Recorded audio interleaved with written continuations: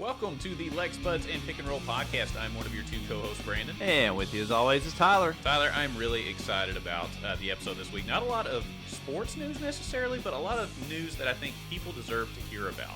Yeah, a lot of human interest stories, I think is what they call that in the media today. Is that, I have no idea. Is that what they call it? I don't know. I don't think we're really considered media, but I feel like that's a word I hear a lot in the news. We'll go with that. And what episode number is this, Tyler? All right, this is episode 55, and we are calling this the Sammy Hagar edition because Sammy Hagar's greatest song, one of the greatest songs of music history, really. Just in general, in life, is what you're saying. Which is I Can't Drive 55.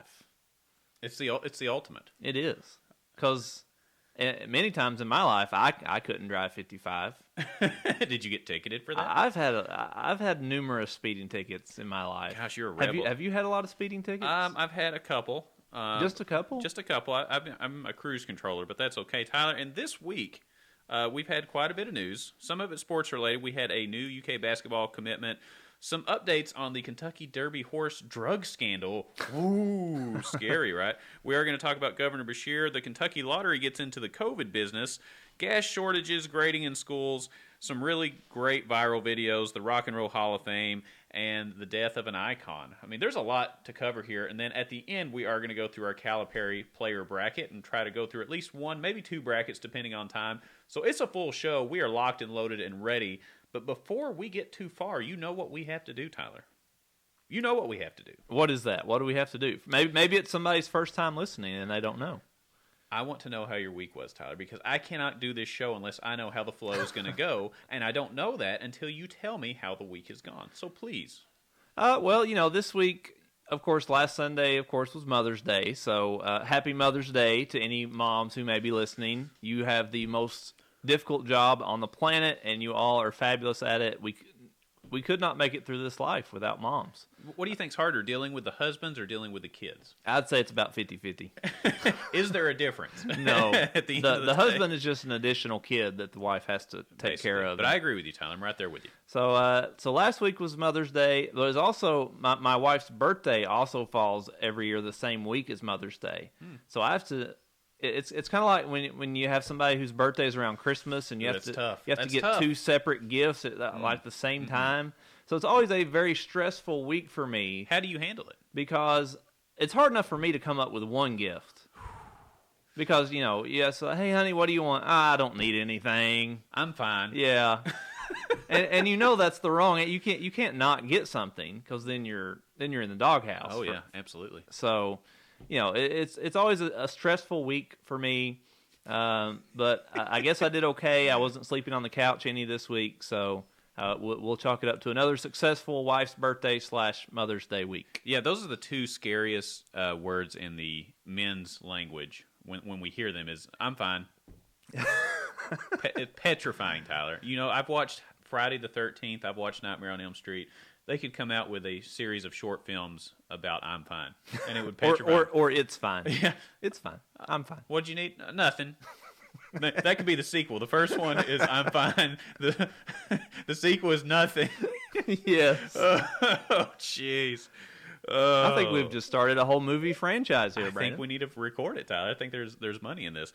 How about you? What's going on in the Boyd household this week? What is going on? We went hiking this past weekend, so that was pretty fun.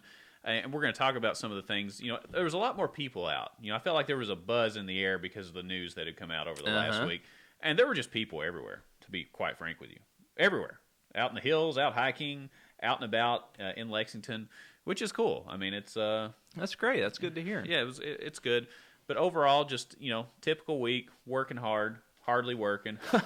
Funny joke. Yeah, nice. But I mean, that's great kind of dad joke. Great dad joke. My kids are getting ready to wrap up their last few days of school here in Fayette County. It is last week of school. That's exciting. It is exciting. So I mean, the kids are having like pizza parties at school. They're not really doing a ton. You know what I mean? It's kind of just like when we were in school. The last week you're just you're watching movies. You're playing cards and games, having field day. I loved field day, man. I loved field day. That was the best. I had a field day at field day. God. We better get into the show before we take things off the rails. I do want to circle back at some point, though, and go to our scary movie names, because I think there's something there for a future show where we talk about movies that may scare us in the future. Maybe we make up our own. I do it. Let's do it. Yeah, I like it. We'll do a whole segment. But I think we're off to a good start with that one. All right. First, as always, if you haven't listened to the show, we usually like to start out with sports because at our core, we are a sports show. But here lately, not a lot of sports going on, let's be honest. We're going to shift more towards news. But to begin with, Tyler, let's start with the news of this week and cover what happened. Yeah, let's start us out? Yeah, we've got some big news. Not a lot of sports news, but some very big news for basketball. Brandon, it's time for UK to win its 9th tie title. Kentucky now has its point guard with TyTy Washington picking the Caps this week over Arizona. TyTy is the 11th ranked high school recruit in the country, had an impressive showing at the Iverson Classic last week, and we now have a point guard. My question to you, though, is he the solution to the point guard position, and are you ready to go to war with this roster? Also, I really like saying TyTy. Yeah, I noticed that, Tyler. First of all, to any bar owners that out there, if you don't sell the Mai Tai, you are totally missing out. I hadn't even thought of that one. So just go ahead and put that out there for listeners of this show and you own a bar. If you do not produce the Mai Tai, total blown opportunity. This is not going to come around very often. Yeah, because we had remember that all the bars had the John Wall shot. Yeah, exactly. And that was huge. So, this could... Yeah, our marketing ideas, we need to trademark these between our TyTy drinks and our movie. I agree. The Mai Tai is the way to go. But am I excited? Yes, I'm excited because I think this is an upgrade from having Nolan Hickman, who decommitted just a few weeks or a couple weeks ago. So I'm excited about the upgrade. Am I ready to go to war with this team? I have no clue. I have turned into one of those fans that is a wait-and-see fan. Mm-hmm. I've been burned too many times. I think it started with Scal of BCA, and kind of we've had a lot more misses lately than I would have liked. You had the PJ Washington team. They all came in. It was a brand new group of freshmen. Really, the only one of any account was PJ Washington, who ended up turning out well his sophomore year, but freshman year, not great. Mm-hmm. So we've had a string here of about 5 or 6 years where I don't put all my eggs in the freshman basket. I am excited about the transfers that are coming in. It all depends on how they mesh together. We saw what happened this year when we rebuilt a whole new team. Not great. I hope things change. We'll see how it goes. But I'm excited.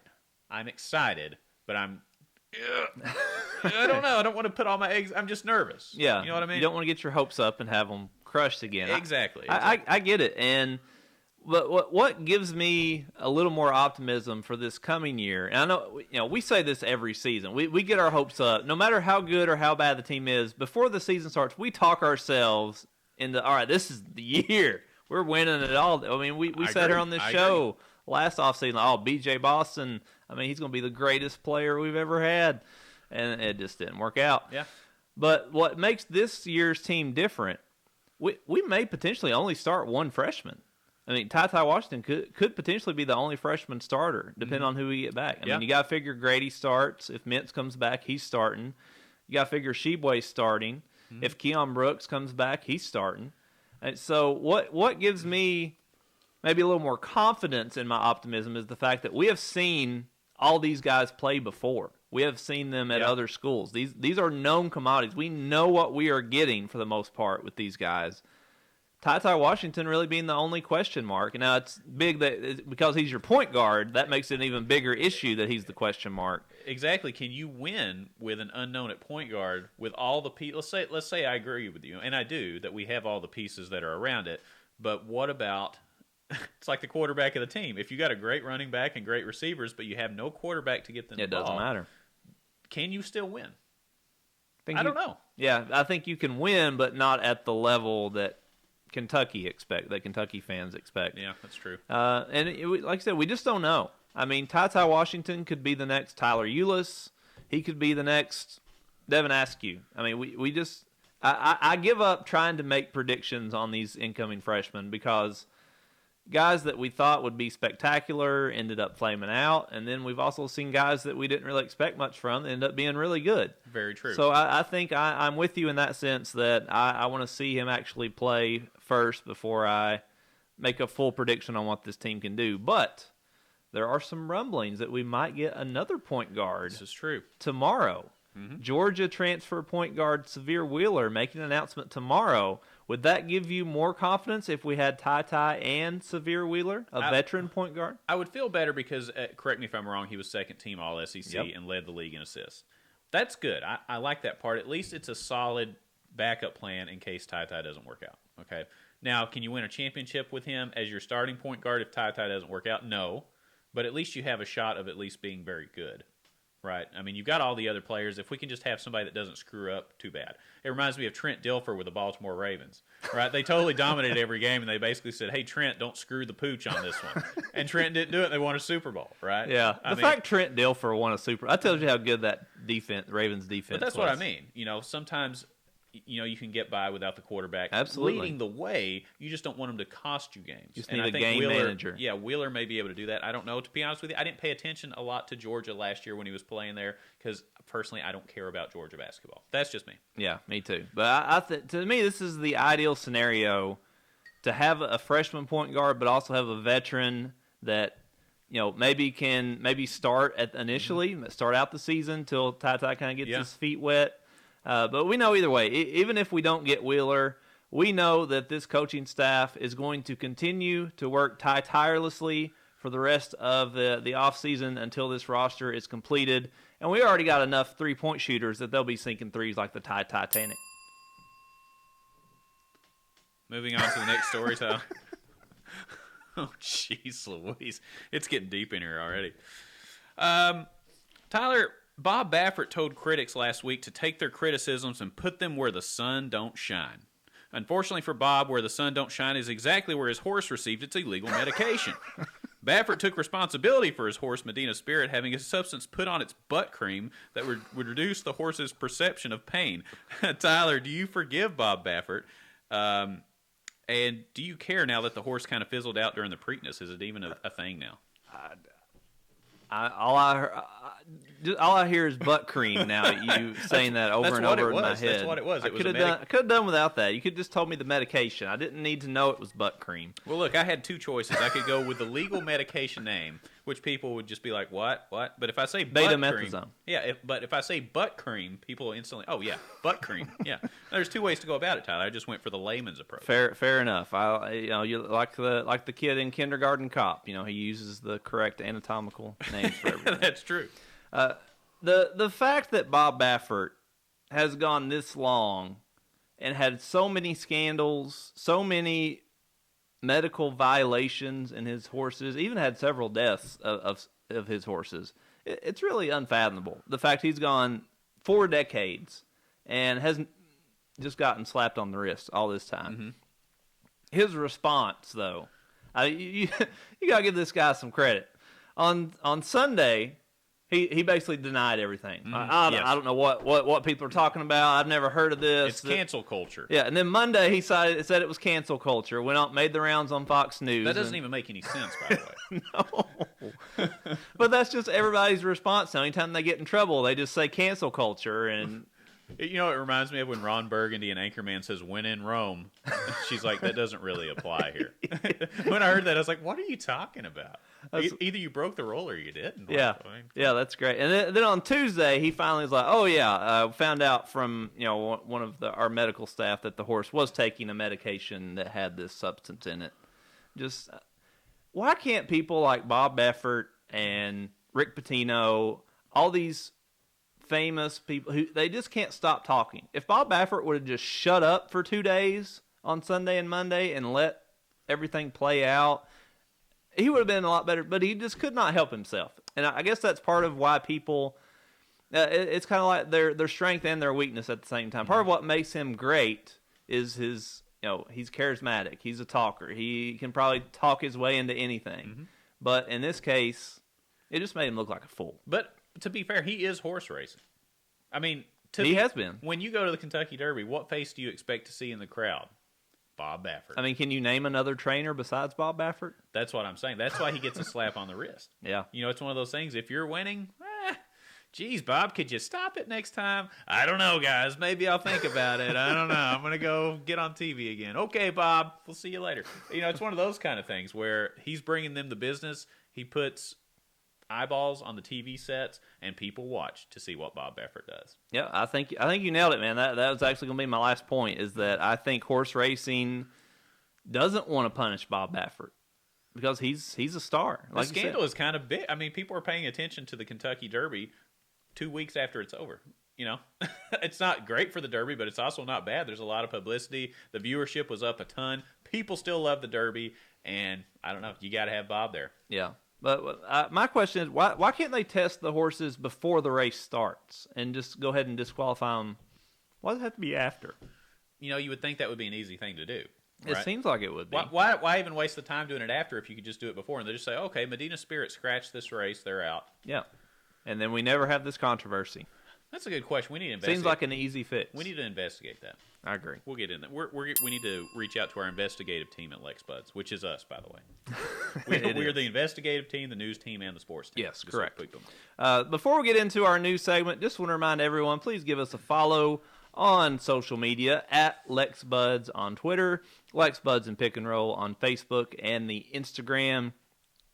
We are on Instagram. That is exciting to me. We are, yeah. We're still got our TikTok in development. You know, that's still, we're still in the lab on that one. Haven't quite got that one ready yet. But all the old people social media platforms, Facebook, Twitter, and Instagram, we are on all those. So please give us a follow if you like what we say on the show. You will love our social media commentary just as much. I love it. It is the best. I absolutely love our social media commentary. And you never know which one of us is writing it either. That's true. You know, it's a little bit of a mystery. When you see a reply, it could be me. If I'm in a good mood one day, I'll fire off 10 tweets. If Tyler's in a good mood, he'll reply to a bunch of stuff and send out some tweets. It just depends on what kind of mood we're in. Yeah. But when it comes to sports season, you'll definitely want to catch us during the games for our comments during the games. That's always fun. Absolutely. All right, let's move on. Segment 2 to the news. Yep, the news that you don't hear about on the CBS Evening News. So this is the stuff that people care about, and I'm ready to dig in. Yes, the good people here in Kentucky. This is Kentucky news. Let's do it. All right, Brandon, I need you to go ahead and mark your calendar. Go ahead and get your phone out. Ooh. I need you to mark the date June 11th.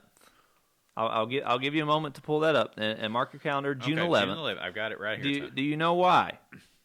I'm sure you're going to tell me. I'm going to put it in the calendar. Well, June 11th is National Corn on the Cob Day. I knew it. But also, what may be of more interest to our listeners is that June 11th is the day Governor Andy Beshear announced Kentucky's mask mandate will be lifted for everyone, vaccinated or not. It also will be the end to capacity restrictions. It will be the end of all curfews. Curfews will be lifted. Everything's going away June 11th. Brandon, are you ready to throw your mask off and go eat some corn on the cob? Tyler, I'm so excited. I mean, this week, he just announced this, about the masks and stuff being, you basically don't have to have them for indoor activities for the most part right now. I know June the 11th, the capacity limits are going to be raised and all that. But it felt great to walk into a place without a mask on. You know, we went out to eat this weekend. We walked in. I looked to see if there was a mask thing on the door. It was not there. Mm-hmm. I was like, all right, cool. I'm going in. There are some places that are still doing it, and that's perfectly fine. I'm excited. It is a breath of fresh air, literally. I'm not breathing my own air anymore. But, it is very relieving. I wish it would have been done sooner, but I'm tired of griping about it. I'm just ready to move on. You know what I mean? I've griped about it enough on the show. I think everybody knows my opinion on it by now. But I think we should all just be happy that we can move on with our lives and function as normal human beings.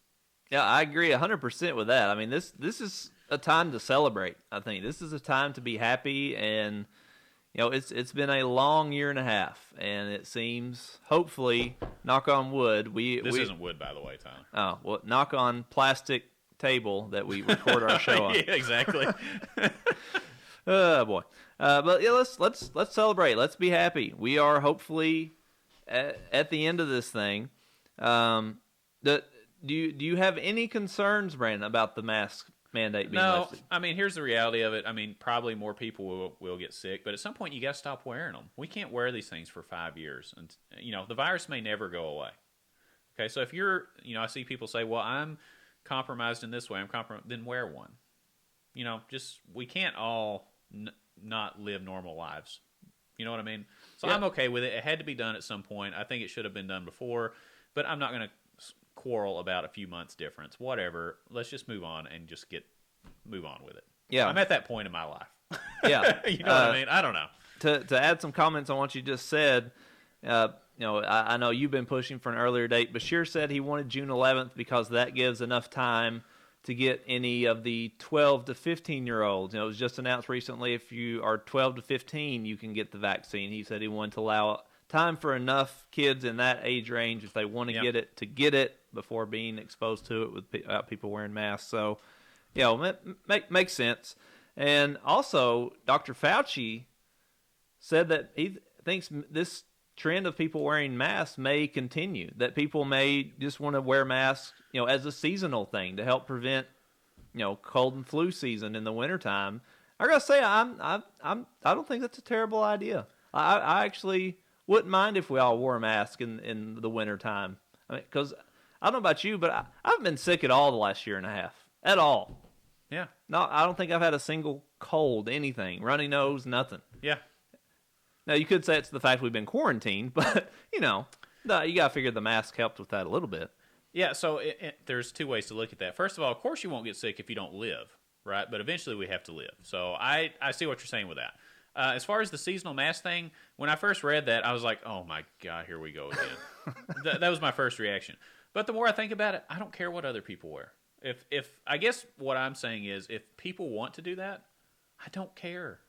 It's fine. But don't make me have to do it. Right. I guess that's my thing, is if we turn this into an October through February thing where everybody has to wear a mask, then I've got a big problem with it. But if it's like, hey, this may be a good suggestion if you're immunocompromised or you just don't want to get the flu. If you want to take your chances, yeah, go that's without what I'm it. saying. But if businesses start doing that seasonally, I won't go there. Just straight up. I'll find places that don't do it. So that's where I kind of draw the line. But I have no problem with you wearing it. Who cares? Yeah. I've seen everybody wear a mask for a year and a half. I don't care. You know what I mean? Yeah, I agree. Just not make it a political issue anymore. If people Yes, wants to there wear a we go. mask, don't yell at them for being a whatever. Yeah, if people still want to wear it after June the 11th, I don't care. You can wear it for the rest of your life. It doesn't matter to me. I'm at that point, Tyler. Maybe my mind's changed All a right, little bit. what's next, Brandon? Tyler, this is really interesting. Somebody's going to get a shot. Might as well be you. Wait, no. It's something like that, right, for the lottery. The lottery. Somebody's going to win, might as well be you. Yes, that's it. Okay. Uh-huh. Anyway, the Kentucky Lottery has just announced that as an incentive to get more Kentuckians to get the COVID vaccine, individuals who get the COVID vaccine at participating Kroger and Walmart locations between May 10th and May 21st are eligible to receive a coupon for a free $1 cash ball 225 play, whatever the hell that is. Yeah, I'm with you. I'm just going to say the lottery. I don't play the lottery. The lottery. I'll assume that's a lottery game. Tyler, is this the morally correct thing to do? And more importantly, do you think it will work? I think it's a great idea. I really do. I love this idea. Here's my biggest problem. Okay. Is that, what about the people who are already vaccinated, like me and you? Like, what the hell? So I don't get a lottery ticket? No, you do not. Because I got it early? That's a bunch of crap. And what if you went to the health department instead of a participating Kroger or Walmart? Yeah, this is the part that makes me angry. Is that we're being? Are you angry about not getting yes, a $1 I want my ticket? damn lottery ticket. No, you do not. A $1 lottery ticket. You're getting. I can't go on, Tyler. I'm going to pull the string and let you go. Tell me what you're upset about. It's kind of like in college basketball recruiting.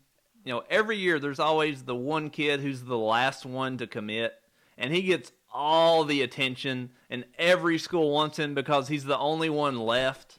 And so he gets basically his pick of the litter, and everybody's hanging on his every word. Well, now all these people who chose not to get vaccinated first are getting all the attention. They're getting all the offers. They're getting all the donuts and the lottery tickets. This is we should have waited. We made a mistake getting our vaccine too early. And we should have waited so we could get all these little perks that people are now getting. Now, Tyler, to be fair, though, when you got your vaccine, were you not eligible for the Krispy Kreme free donut for the last how many? Yes. So you've had like 3 months worth of donuts. That's way more than $1. These people are just getting a $1 ticket. That could win them hundreds of thousands of dollars. But you get a guaranteed donut that's guaranteed to fill your belly. Well, listen. Here's what they need to do. They need not just a lottery ticket. Let's make it a whole prize package. You get a lottery ticket, a pack of Marlboros, and some NASCAR tickets. Now you're getting some people signed up for the vaccine. Actually, that would work. You're right. You are correct, Tyler. That is correct. I like that. I have good ideas sometimes. I think this is one of them. So you think it will work? To me, I don't think at the end of the day it's going to work. Because if $1 is keeping you from getting your vaccine, probably not going to work. You probably have dead set in your ways, like, oh, I'm going to give up all my morals and character for $1. I agree. It might get a handful of people, some people to do it. People that don't know math. But I actually did you see what Ohio did? They're doing yes, I saw $1 million lottery for 5 people who've had the vaccine. Mm-hmm. Now that's something I could really get behind. Now that's smart. Yeah. Because the ticket doesn't guarantee you anything. The Ohio governor is saying, I'm going to give you $1 million. Somebody will win. Yeah, absolutely. Might as well be you. Yeah, what we got next, Tyler?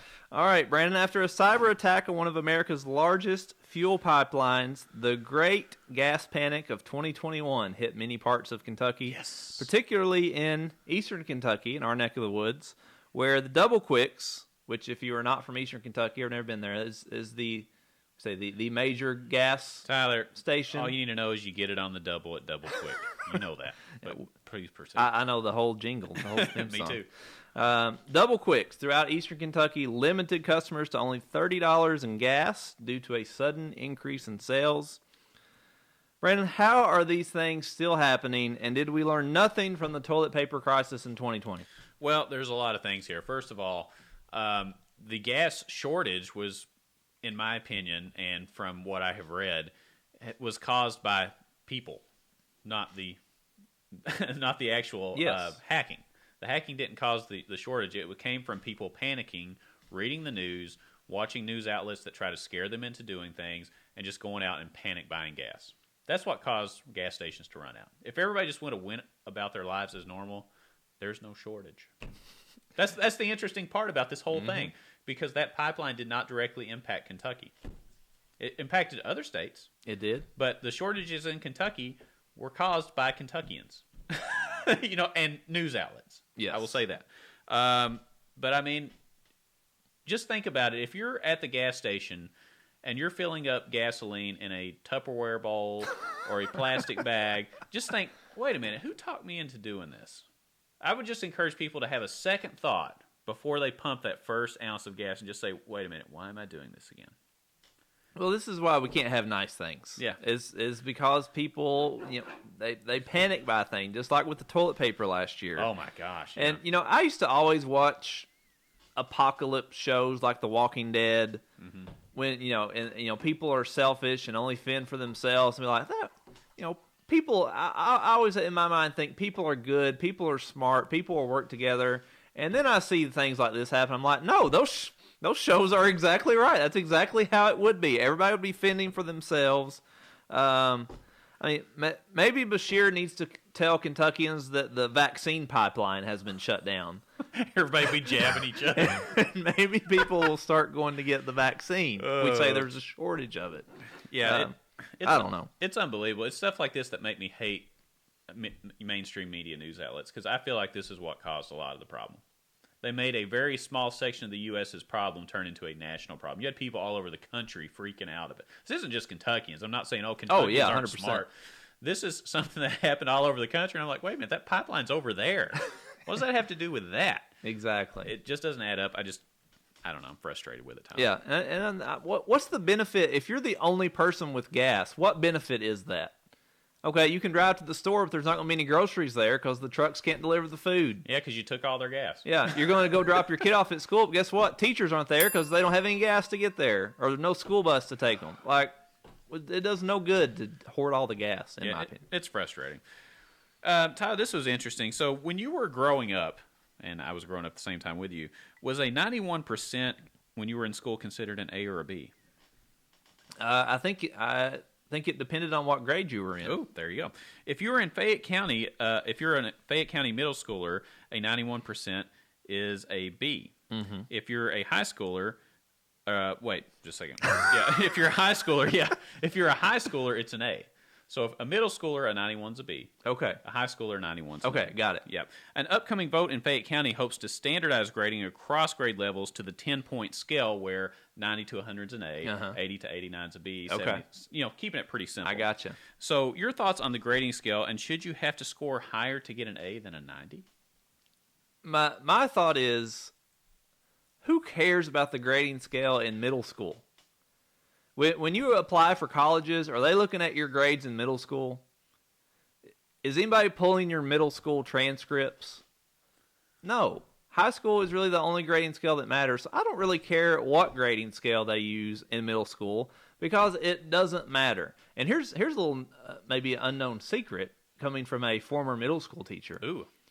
You cannot fail a student in middle school, even if they fail every class. If Really? the parent wants them to move on, they move on. It is Really? up to the parent to decide to hold a kid back. A school cannot hold a kid back because he failed. So, to me, grades in middle school are meaningless, which is very frustrating as a former middle school teacher, and a lot of kids know that. But, I mean, to me, let's make the middle school grading scale 90 to 100 is a unicorn, 80 to 89 is Santa Claus, and so forth, because they don't matter. Okay, so you're saying the grades don't matter, but there are kids that do take this seriously. I think maybe you're looking at the kids that don't take it as seriously, which is fine. I mean, you were obviously a teacher for a long time, so you've seen some interesting stuff, I'm sure. But, to some kids, they would think that's important, right? If they expect perfection in themselves or expect a higher standard, is 92 as an A acceptable, or do you agree with the 90 to 100 scale? Do you have a preference? I mean, you were a teacher. I mean, I guess if you just don't care. If we're picking one, I don't really care, but I guess probably it should be consistent, whatever it is. The 10-point scale, that's what colleges use. I mean, when you're in college, 90 to 100. So, I mean, why not? If the goal of public schools is to prepare kids for college, why not use the same grading scale that colleges do? There you go. Simple answer. That vote should go pretty smoothly, Tyler, according to you. So we'll see how that goes. Yeah, we'll see. I have a feeling it won't be quite that easy. What do we got next? All right, Brandon A. I don't watch American Idol, and you sent me this story, so this was actually news to me when I read about it. But a top 5 finalist on American Idol has left the show after video surfaced of him next to someone who appears to be in a KKK hood. Now, after the news story came out, they talked to this gentleman's mom. The mom said the video was taken when he was 12 years old after they had just finished watching the movie The Strangers, and they said they were imitating the characters from the movie. Great movie, by the way. A great movie. I'm not sure if I'd let my 12-year-old watch it, but that's a whole other set of issues here. Mm-hmm. Yet another example, Brandon, of how things recorded and posted online have come back to haunt people later in life. Where do we go with this? What do you think? Stop blaming people for what they did when they were 12 years old. He wasn't wearing a KKK hood, first of all. There was somebody in the video that was dressed normally. Yeah, he was dressed like a normal person. And if I got judged on everybody I hung out with when I was 12 years old, I would never get a job. You know what I mean? Because some of the people I hung out with were questionable subjects, to say the least. So I think it's a little ridiculous at this point. But hey, if he can't make it to American Idol, he could always run for governor of Virginia because he can wear a KKK hood and run the state and nobody cares. Oh, my goodness. Wow. Shots fired at Virginia. No, I mean, is that not accurate? From what I understand, I believe that happened. So, nobody cares in Virginia. Maybe he just needs to move to Virginia, get into politics, run for governor, and nobody will care. But I think it's a little ridiculous. Don't judge people by what they did when they were 12 years old. Let's just stop trying to dig up stuff on people. I'm just kind of tired of it in general across the board. You know what I mean? Not just this case. Yeah.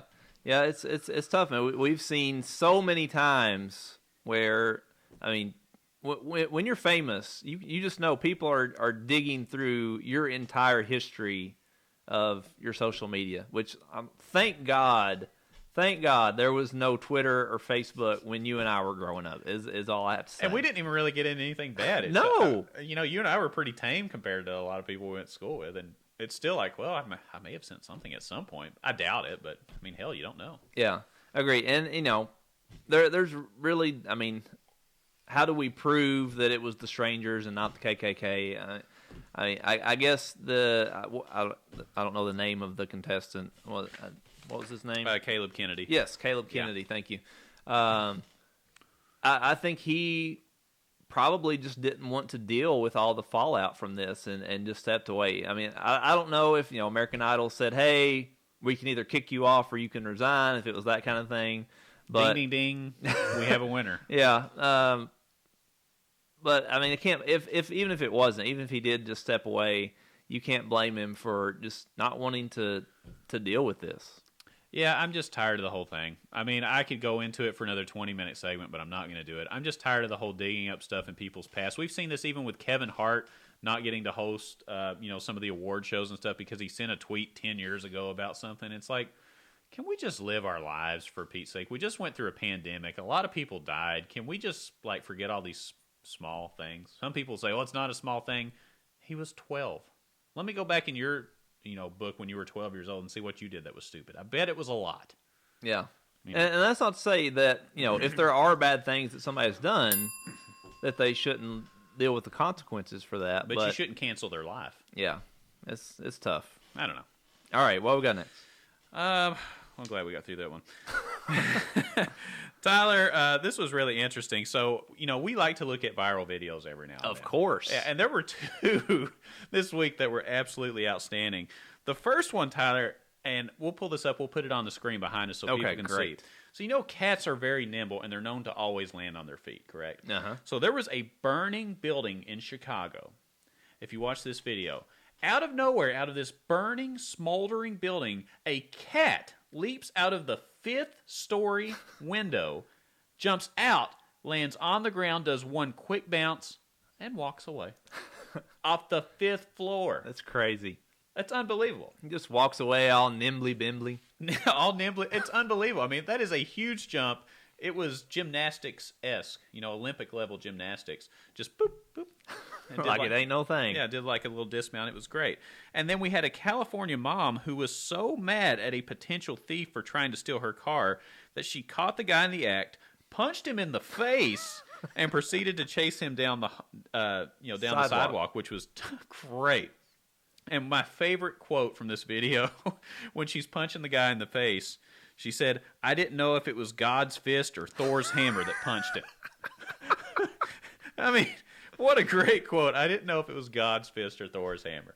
But this lady, she even talks about her car is a piece of crap. Yeah. And she just looked at it like, I'm already having a hard enough life, you piece of crap, and you're trying to steal my piece of crap car. I've had it. And just starts jacking the guy right in the face as he has a thing trying to turn the ignition on doing this. He's in the car trying to steal it. So, Tyler, out of these two videos, you've seen them both. Yes. Which one do you like more, and what are your favorite aspects of each? Well, they are both great. I got to go with this woman in Texas, though. It was Texas, right? The woman, the California. California. Okay. Sounds like a Texas. It does sound like a Texas woman right there. It does. No doubt about it. But the fact, I mean, I put myself in this woman's shoes, and if I saw somebody trying to hijack my car, I think, okay, what would my reaction be? Mm-hmm. And I feel fairly confident that I'm not going to punch the guy in the face. What are you going to do? Wait, what are you going to do? I'm probably going to call 911. Like, I'm trying to I'm looking for a police officer. I'm looking for help. I'm trying to get help is probably my initial reaction. Punching them in the face is probably pretty far down the list. I don't know how far down the list, but it's pretty far. But I can tell you there is zero chance that I'm chasing the guy after he gets out of the car. That was the best part. She wasn't finished with just punching him. She wanted to feel the wrath of Thor or God, whichever one. God, either one. So I got to go with the woman. I do love the cat. It is incredible that the cat just scatters away and totally fine. That is a total cat move. It is. To just act like, oh, what? I'm just jumping from a fist. Yeah, leave me alone. I don't want to be petted. But I go with the woman here. What do you say? Yeah, absolutely. I mean, it's pretty badass, I got to say. But you know what? When you reach that point in life, everybody's got a breaking point, right? And I think this guy hit her breaking point. She's like, you know what? I'm tired of this. FML. You're going down, sucker. I don't care if you shoot me. I'm going to go down swinging, and I'm going to beat your ASS. He picked the wrong girl on the wrong day. Exactly. So I got to go with her. I think it's a no-brainer. All right. Brandon, Jay-Z has 99 problems, but the Rock and Roll Hall of Fame ain't one. Oh, okay. Jay-Z was one of 6 inductees into this year's 2021 Rock and Roll Hall of Fame. Mm-hmm. The others, if you're scoring at home, were Please. Tina Turner, Uh-huh. Carole King, the Go-Go's, Foo Fighters, and Todd Rundgren. Now, Brandon, you are the official Lex Buds and Pick and Roll music correspondent. How do you view this year's Hall of Fame class? All right, so let's start with Jay-Z first of all. We have to the elephant in the room does rap music deserve to be in the Rock and Roll Hall of Fame? Okay. Here's the deal. It's already in the Rock and Roll Hall of Fame. The precedent's already been set. Whether I agree with it or not, it's kind of like case law, right, with the Supreme Court. Well, it's already been decided before. We're going to go with this. Whether I disagree with it or not is irrelevant. So if you're looking at, is he one of the most prominent rap artists of the last 25 years? Yeah, there's no doubt about it. One of the most prolific writers there is. Tina Turner should have been in a long time ago. I agree. That's a no-brainer. Yeah, Carole King, I couldn't tell you anything about. The Go-Go's, they had 3 songs. We Got the Beat, Our Lips Are Sealed, and Vacation Under. I think you got three great songs. Not just 3 songs. Three All right, great songs. So, in my opinion, the Go-Go's don't deserve to be in because to be a Hall of Famer, you need more than 3 songs. Well, name me 3 Carole King songs. I know, that's why I scratched her off the list. Oh, okay. Yeah, exactly. Yeah, she's gone too. That's what I'm saying. All right. Foo Fighters is a no-brainer. They're probably the biggest rock band of the last 20 years. And probably, like, if you're looking at biggest rock band today in 2020, probably the biggest rock band, right? They just endure. They sell out stadiums. They're huge. There's no doubt about it. And the fact that Dave Grohl was in Nirvana and Foo Fighters absolutely blows my mind. The guy is talented. That's a no-brainer. Todd Rundgren, scratching that out. I can hear your pen going. Yeah, so the Go-Go's, that's the biggest joke. 3 songs make you a Hall of Famer. So you think the Go-Go's are the biggest joke out of this list? I can't even name a Todd Rundgren song. I guess it's maybe before my time. I don't know who the hell Todd Rundgren is. I don't either. Carole King, I'm probably going to get blasted for this. I don't know anything about Carole King. She sings that song from the shampoo commercial. Okay, that's all I need to hear. No, she's not. She's not. You make me feel like a natural woman. That's Carole King. Well, that's good. Maybe she does deserve to be. I mean, that's a great song. Yeah, never mind. Like I changed my mind on Carole King. That's Wow. a clap. But the Go-Go's, I mean, I'm sorry. Go ahead. you can keep going. But the Go-Go's, no way. I like the Go-Go's. I'm not saying that I dislike them by any means. But if 3 songs make you a Hall of Famer, then there should be about 1,000 more bands. It should be about consistency over time. The Go-Go's had a 2-year period where they were semi-popular. That's not good enough. It has to be consistent over time. Yeah. Well, I think part of the problem is that the Rock and Roll Hall of Fame has already admitted so many groups and musicians. I think they're kind of scratching the bottom of the barrel now for inductees. There's only so many Hall of Fame worthy bands. I can think of several. Well, that aren't in it now. So who would you have put in over the Go-Go's? Iron Maiden. That was the biggest snub. Oh, there's a reason why. Because they sell out stadiums all over the world. They've sold tens of millions of records and wrote some of the most classic songs in heavy metal hard rock. All right, but if you were to just ask the average Joe, the average person, do you think they could name more Go-Go songs or more Iron Maiden songs? They could probably name more Cassia songs, but I don't care about the average Joe because they don't know what's, you know what I mean? That doesn't matter. If you're asking what does everybody know right now, that doesn't help. What you have to look at is consistency over time. It's just the Go-Go's don't have it. They had 2 years. That's not good enough.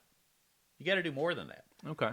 Hell, the lady that wrote "Oh Mickey, You're So Fine, You're So Fine," she should be in the friggin' Rock and Roll Hall of Fame. Well, no, she only had 1 song. Go-Go's had 3. Yeah, but it was 3 times as big as any of their songs, so maybe it canceled out. I don't know. I just think the Go-Go's is a little bit of a joke. Jay-Z, I could see an argument where people would say that rap shouldn't be in the Rock and Roll Hall of Fame, and I somewhat agree. I think rap and R&B in some ways deserve their own their own Hall of Fame. That brings me to my question. Do you think it's time that they just change the name from Rock and Roll Hall of Fame to Music Hall of Fame? They need to do it soon because if you get too many rap artists in, then it's too late. Because people that want to go to the Rock and Roll Hall of Fame and actually visit it aren't going to see rap music. But I think if you were a fan of rap music and R&B, that you would want to go to a place that celebrates that, and it's only that.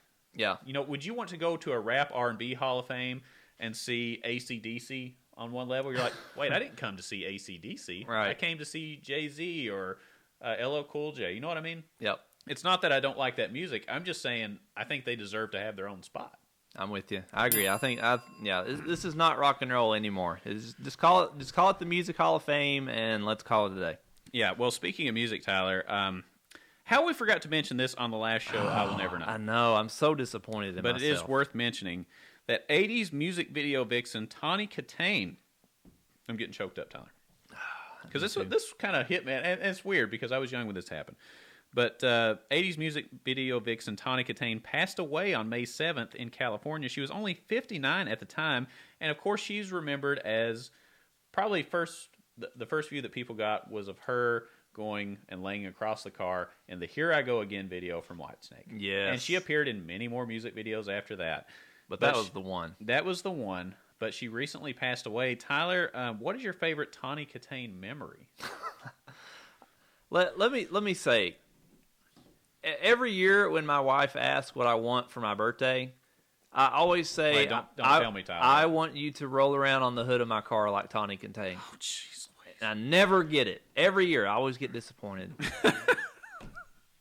I'm hoping I don't know that it would have the same effect on a Honda Civic, or excuse me, Honda Accord. I don't even know what car I have. I know it'd have the same effect on a Honda Accord as it did was it a Jaguar she was rolling around in the Whitesnake video? I don't know. I don't know that, That's not going to go very far, Tyler. But still, nonetheless, TyTy, when we were growing up, life is all about expectation.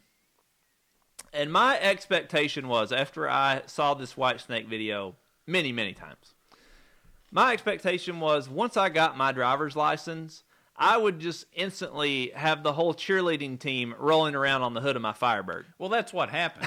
That's what I just assumed that's what everybody did. Yeah. And that didn't happen. No, it didn't happen either. Yeah, but I mean that's the expectation though. When they print your driver's license and they laminate it, you expect there to be a checkbox where you say cheerleaders or no. Checkbox. Check. But yeah, I mean she played a huge part in the 80s. I mean everybody knows that video. Even people that weren't alive at that time know of the Here I Go Again video with TyTy. She made a huge impact on music and MTV in general back when they used to play music. And it's just sad that happened and played a pretty integral part in our lives, Tyler. We all remember that video.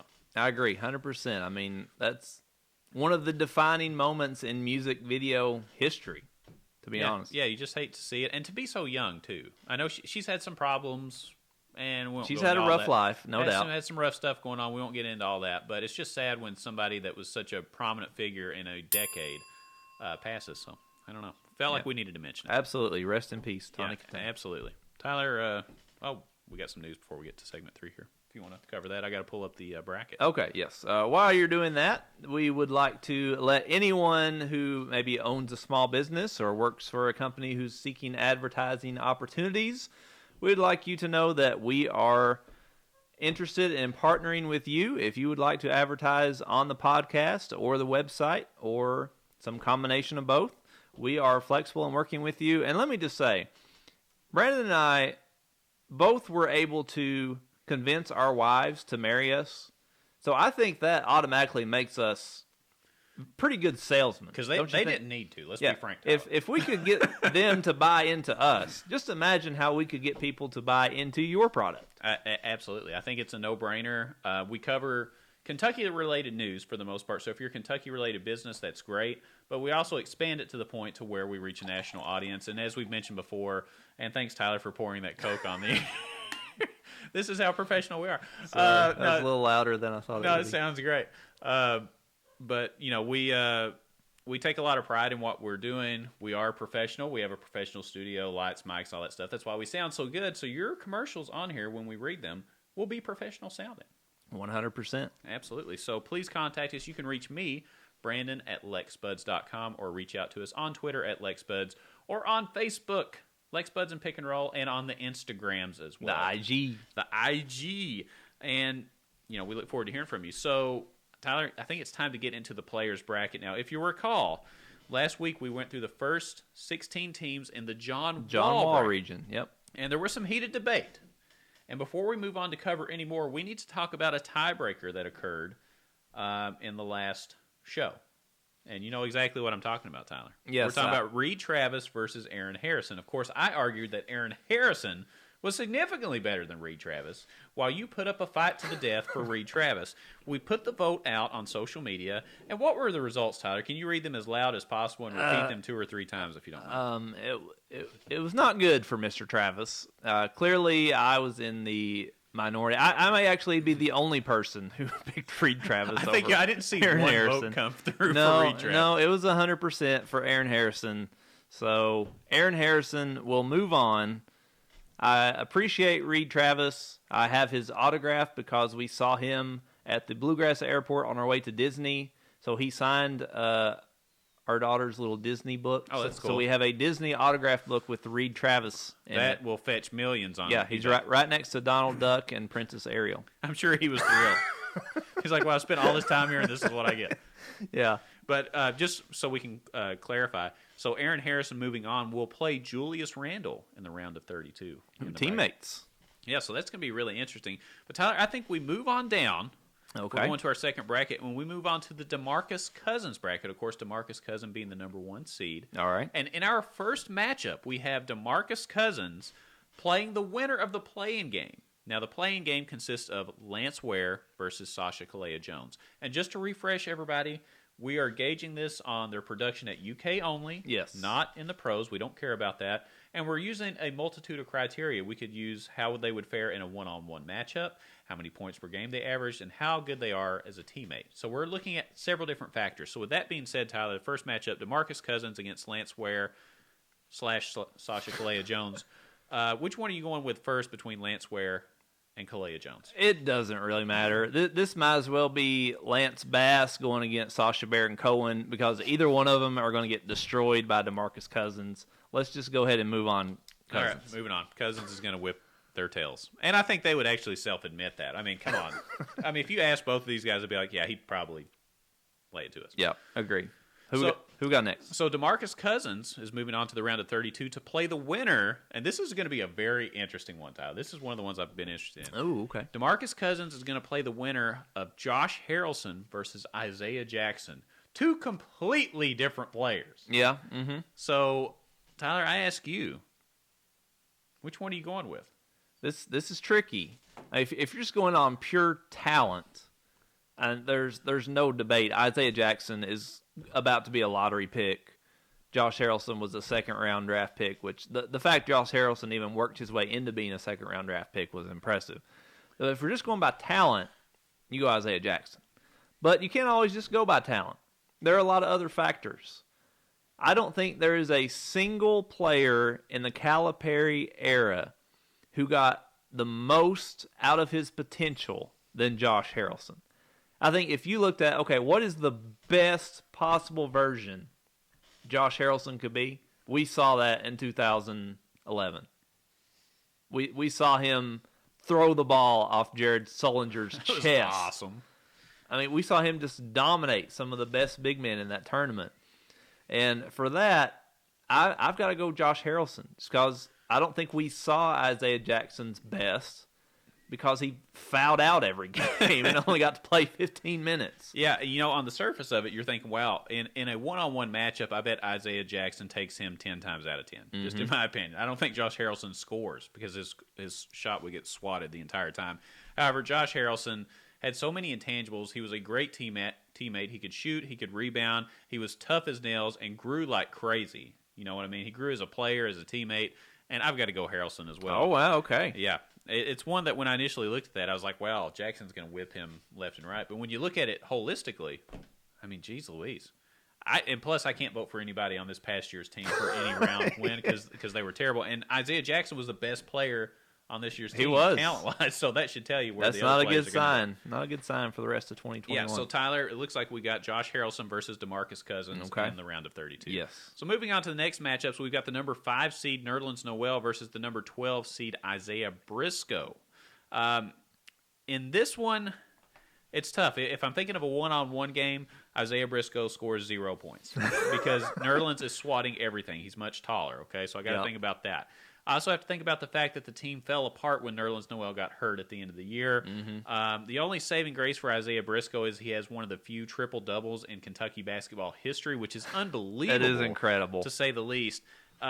So in this case, I'm going to take Nerlens Noel. I like Nerlens. I was never a huge fan, but in this particular matchup, I think you got to take Nerlens. Yeah, I think if you look at Nerlens did one thing maybe better than anybody has ever done at UK, which is block shots. I thought you were going to say grew a fade with the hair. He But did have block shots too. Yeah, he did have great hair. Yeah. But I mean, if he had played that whole season, he obliterates the block shot record for a season.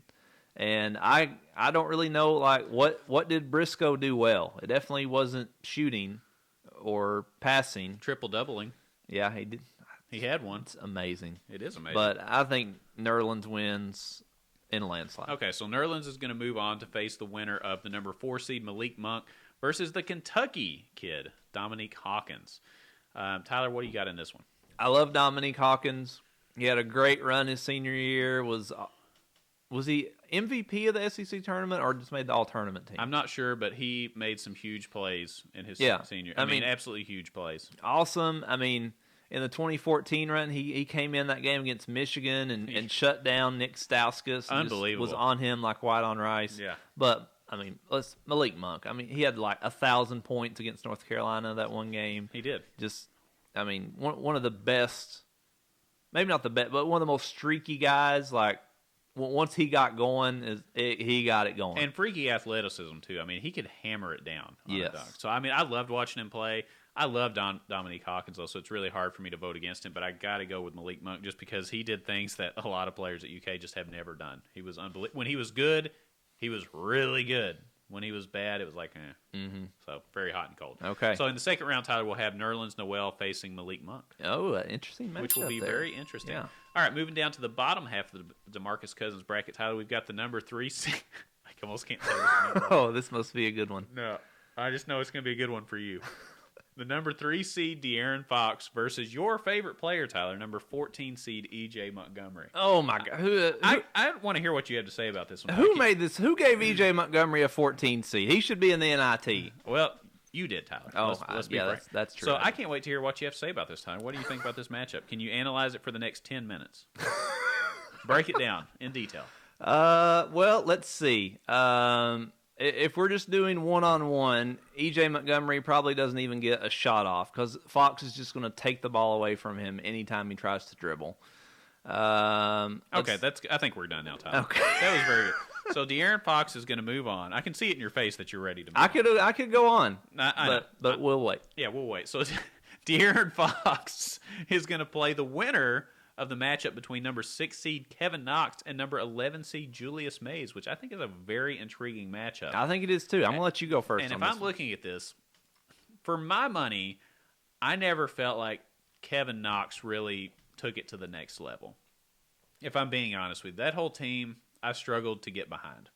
Okay? I know he ended up getting drafted by the Knicks, but again, we're not talking about what he did in the pros. Mm-hmm. I felt like at UK he just never lived up to what I thought he was going to be. On the flip side, Julius Mays basically took over that team and was responsible for making it somewhat of a functioning team because we would have scored 0 points had he not been on that team. He was a grad transfer. He came in at the right time, and thank goodness we had him, or we would have been in deep, deep trouble. Yeah, we probably don't even make the NIT without Julius. Yeah, so I'm going to say even though we had a rough year all around with the Julius Mays team, he stepped up and offered more to the Kentucky team while he was here and gave us the most of what he had, a la Josh Harrelson. Oh, so you've got the 11th seed. I've got Julius Mays pulling the upset. 11 seed over Kevin Knox. I'm taking it. All right. I think Kevin Knox was a really good player, and I think it gets overshadowed a little bit because that team didn't do very well.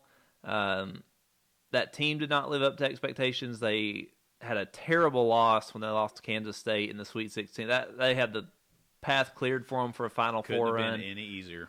But I think Kevin Knox was good. I mean, he was the leading scorer on that team. I mean, he probably averaged 16 points a game or something like that.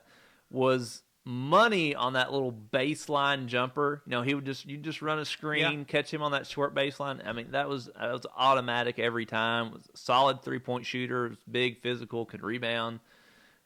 I think we kind of, in our minds, undervalue Knox, and I think in our minds we overvalue Mays just because he was better than we thought.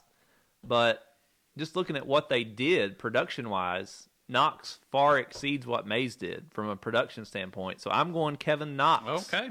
Well, here we have our first tie of this bracket, so we're going to have to put this one up to social media, Tyler. You know how we do this. Okay. So make sure you follow us on Twitter at LexBuds and on Facebook. We'll put this up on our pages and kind of see where it goes. Hope it's reminiscent of last time, Tyler, when my pick absolutely destroyed yours. Clearly I know nothing.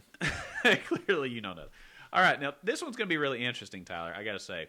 So the winner of that, by the way, is going to play De'Aaron Fox in the second round. So in the last matchups we have of this bracket, and time-wise, this is probably going to be where we stop, I would say. Are you okay with that? Okay. So we have the number 7 seed and Kentucky kid Darius Miller up against the number 10 seed Keldon Johnson. Tyler, I'll let you go first on this one. Two very similar-sized players, but what did you think they did at UK? Who are you going with on this? I think this is very similar to the last matchup we just did, in that Keldon Johnson came in extremely high expectations. We thought he might be one of the best players to play here in the Cal era. Yep. Disappointed a little bit. Team didn't make a Final Four. He wasn't quite as good as we had hoped. So I think the view on Keldon Johnson is a little negative because, like I said, life is all about expectations. Just with Tawny Kitaen. Keldon Johnson did not live up to the expectation that Tawny Kitaen had set for me when I got my driver's license.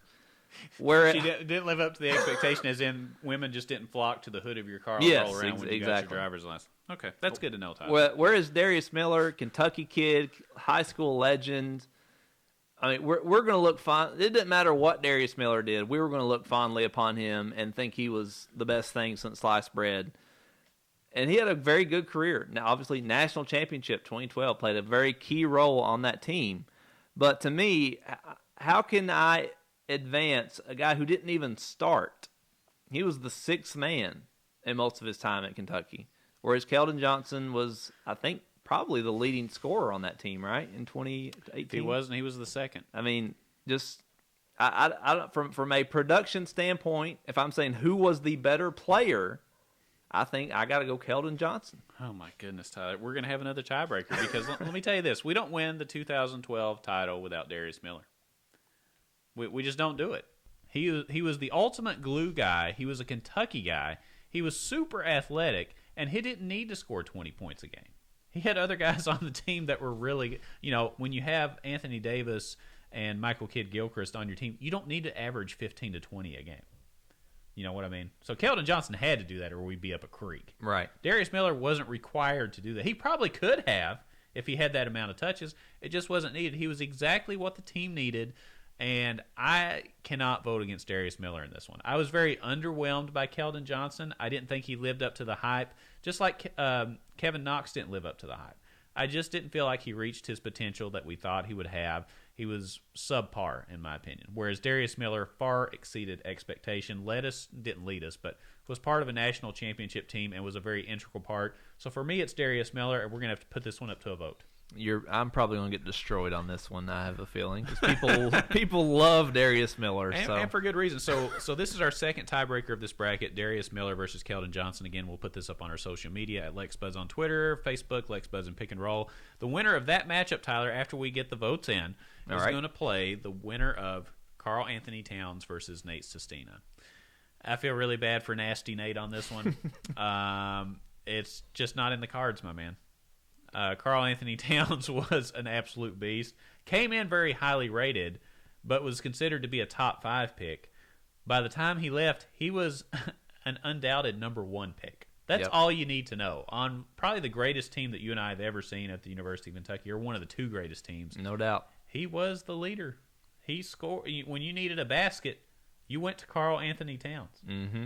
So, in my opinion, this is not a contest. Yeah, this is kind of the battle of the nice guys. I mean, two of the nicest players that we've had at Kentucky. Just 2 genuinely good kids, But yeah, I'm with you. No doubt, the big cat is moving on over Absolutely. in A16. So for the second round in the DeMarcus Cousins bracket, we will have DeMarcus Cousins playing Josh Harrelson. We'll have Nerlens Noel playing Malik Monk. De'Aaron Fox playing the tiebreaker of Julius Mays and Kevin Knox. And Karl Anthony Towns playing the winner of the tiebreaker between Darius Miller and Keldon Johnson. Some good matchups there. Yeah, I mean, I'm excited for next week, Tyler, because we're going to move to the Anthony Davis bracket. Oh, boy. And, I mean... I have a feeling who I'm going to pick in Anthony Davis's first game. Some players that will be mentioned in this: Anthony Davis, Nick Richards, Terrence Jones, Jamal Murray, Bam Adebayo, Brandon Knight. We got some big-time players. So we'll see how... It's all about the matchup, though. It doesn't matter what... As we've just proven in this last segment, it doesn't matter what the name is. It's all about the matchup. It is 100%. Just like the NCAA tournament. If the tournament committee puts these teams on a one seed, and in theory, all the one seeds would make the Final Four every year. But that's obviously not the case. Doesn't happen that way. Ty, this has been a very interesting show. We covered the latest in sports news. We talked about butt cream, for Pete's sake. We talked new commits, a lot of vaccine stuff, some lottery schooling, viral videos, and Tawny Katane in the Rock and Roll Hall of Fame, which I'm glad we talked about both of those in the same show. Yes. It was very fitting. A very full show, to say the least, but I thoroughly enjoyed it. It was a great show. Anytime we can talk about Tawny Katane, I'm for. I think we just need to have a weekly segment. Well, let's come up with that. Let's come up with a Tawny Katane segment. We have to figure out what to do. Maybe it's a segment where we just dance across the front hood of a car. We dance across our studio table here. There'll be one segment because we'll have broken an ankle. It'll be the last segment. It'll be the first and the last segment. But it could be very fun. But thoroughly enjoyed the show. As always, follow us on social media at LexBuds on Twitter, Facebook, LexBuds and Pick and Roll. And we're on the Instagrams too, Tyler. Is that correct? We are there, absolutely. So check us out. Yeah, absolutely. And visit our website, lexbuds.com, for the latest on our show. You can get our video show on there, which most of you are watching the videos on the website, which is cool. No problem with that. You can find us on YouTube. Long story short, just type the word LexBuds into your internet machine, and we will pop up. I guarantee it. It's just the way it happens. 100%. And you can download, if you would like to see the full bracket that we've been discussing, it's available on the website. You can print it out, hang it up on your wall, and fill it in as we go through. Absolutely. It's going to be fun, and I can't wait. I always wonder what next week's show is going to be like, Tyler. I'm like, what kind of news could there be? You never And by know. the end of the week, we have 20 things we need to talk about. So I'm looking forward to it, and we will see you on the next episode. Stay classy, Kentucky.